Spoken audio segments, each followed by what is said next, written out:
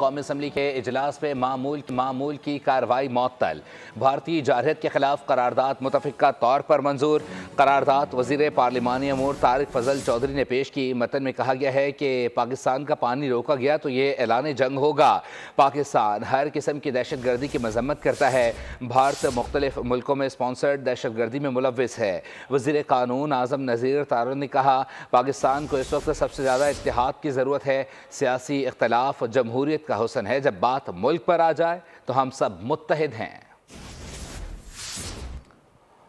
कौमी असम्बली के इजलास में मामूल की कार्रवाई आज मुअत्तल कर दी गई। भारतीय जारहत के खिलाफ करारदाद मुतफ़िक़ा तौर पर भी मंजूर कर ली गई है। करारदाद वज़ीर पार्लिमानी अमूर तारिक फजल चौधरी ने पेश की। मतन में कहा गया है कि पाकिस्तान का पानी रोका गया तो ये ऐलान जंग होगा। पाकिस्तान हर किस्म की दहशत गर्दी की मजम्मत करता है। भारत मुख्तलिफ मुल्कों में स्पॉन्सर्ड दहशत गर्दी में मुलव्विस रहा है। वज़ीर कानून आज़म नज़ीर तारड़ ने कहा कि पाकिस्तान को इस वक्त सबसे ज़्यादा इत्तेहाद की ज़रूरत है।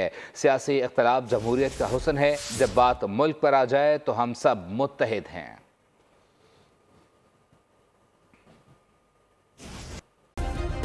सब्सक्राइब करें और बेल दबाएं ताकि कोई खबर रह न जाए।